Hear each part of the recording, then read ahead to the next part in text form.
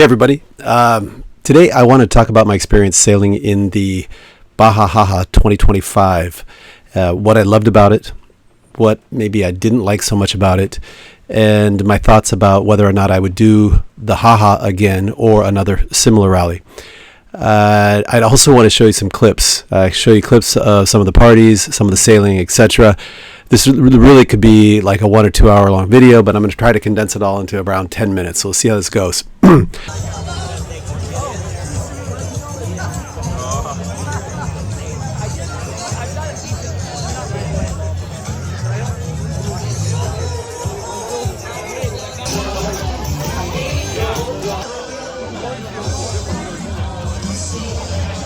So a little background on November 3rd, 2025, about 125 boats, about 500 crews set off from San Diego for the 34st annual Ha-Ha, aka the Ha-Ha.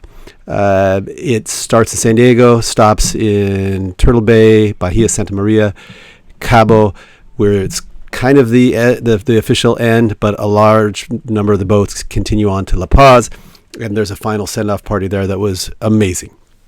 So, first off, why did I decide to do the Ha-Ha?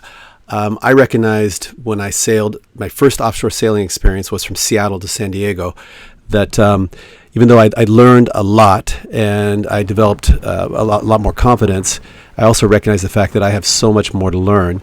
And I thought that sailing in a community or in a group like the Ha-Ha would help me to absorb or sponge up knowledge from the other participants. And I was right. I mean, we had boats from 29 feet up to monohulls up to 60 plus feet multi-hulls.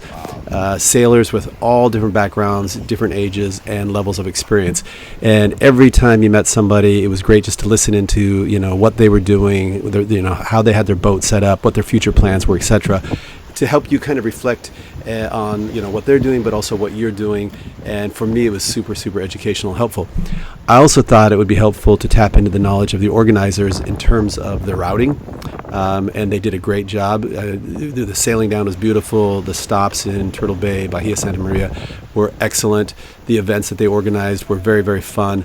The anchorages were super accessible.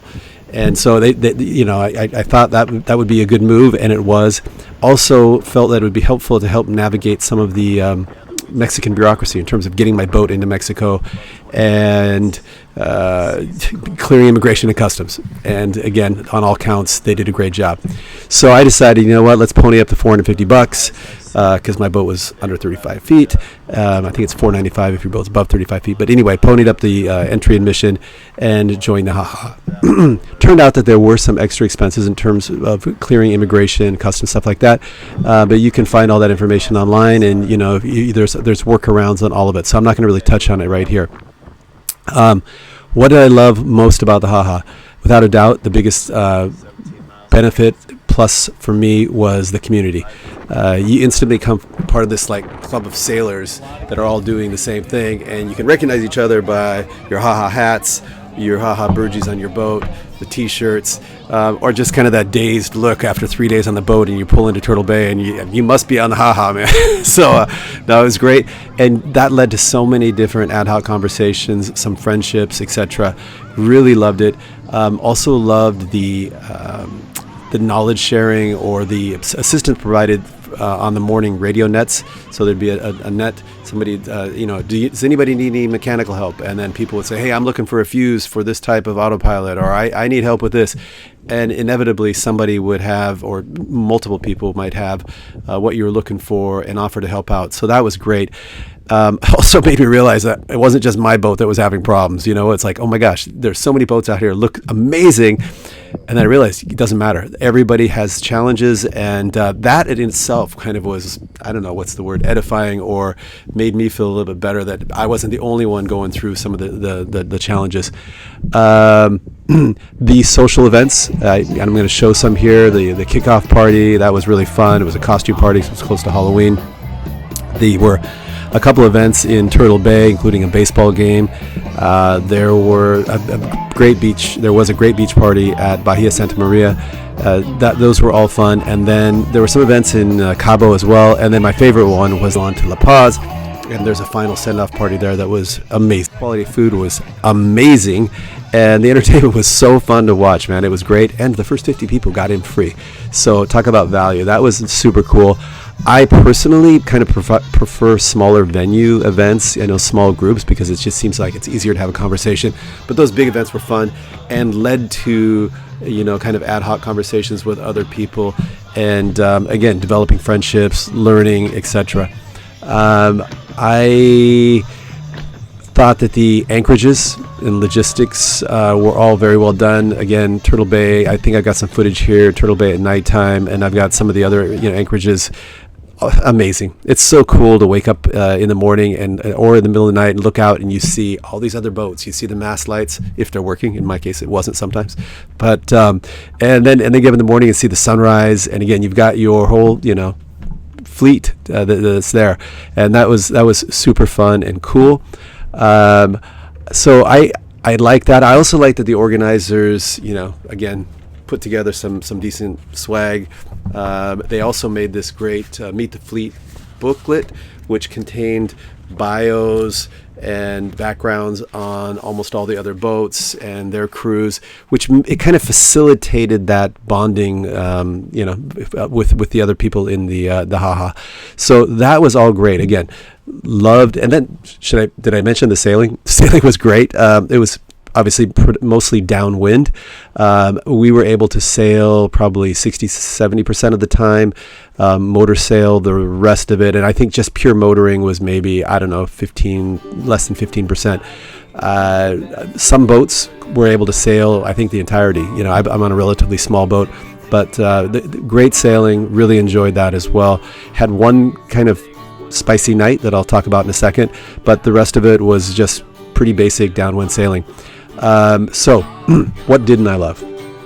Well, I realized for me, one of the reasons that I'm choosing this sailing lifestyle is I don't like to be, following anybody else's deadlines. I want to go where I want to go when I want to go there. But when you're part of a rally like this, by the nature of the event, there has to be deadlines, right? And in terms of when we start, when we get to the next destination, and then when do we kick off the festivities there, etc. So there's no way around that. So it's not a knock on the organizers at all. I'm just saying, for me, I'm on a relatively small and slow boat.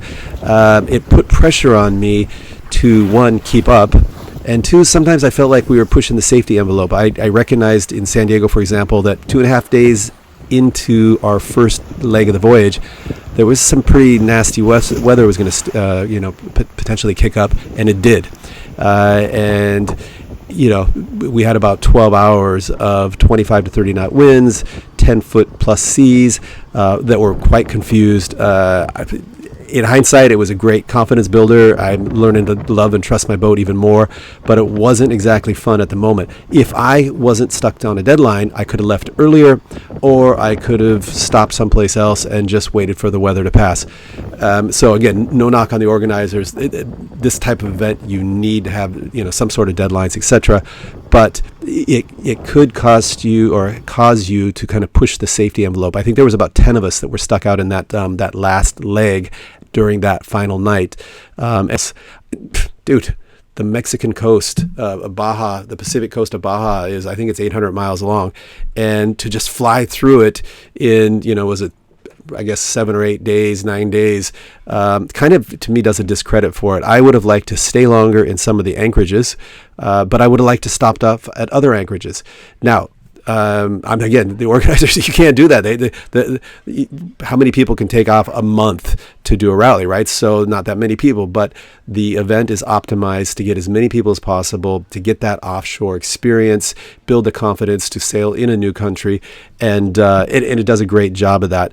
But personally, I would like to take my time and slow down. In fact, I do know some boats that as soon as we cleared immigrations in Mag Bay, in Bahia Santa Maria, they just bailed on the Ha after that. They're like, okay, now we're in Mexico officially. Now we're just going to go at our own pace. And there were a few boats that did that, and hats off to them, because to me, that's what it's kind of all about, this cruising lifestyle. We, on the other hand, had to take off about 3 hours before everybody else in the morning, and then got into Cabo maybe 3 or 4, half a day after everybody else, or after most of the fleet. There were a couple other slow boats like us, but the point is it'd be nice to just kind of go at your own pace. That said, again, a lot of amazing sailing, a lot of fun, and again, I did touch on before that. One of the reasons I did this was to get the organizers to tap into their knowledge in terms of navigating the local bureaucracy. They did send out some useful information about how to get our I think it's called temporary importation permit to get the boat into Mexico. A lot of people were struggling with that, but their tips on how to do it were actually pretty helpful. In fact, if I go back to the community thing, I had trouble getting my tip approved or uploading some of the documents. Bumped into another boat or another Ha-Ha, and they said, hey, try this other browser, and I think it was Mozilla, and guess what, it worked just by trying another browser. And again, that's that knowledge sharing, the community knowledge sharing advantage. So we got to Bahia Santa Maria, and all the captains of each boat took the passports from their crew, dinghied over to the organizer's catamaran, waited our turn. When we were called up on deck, we met the immigration officers. They were super nice, polite, helpful.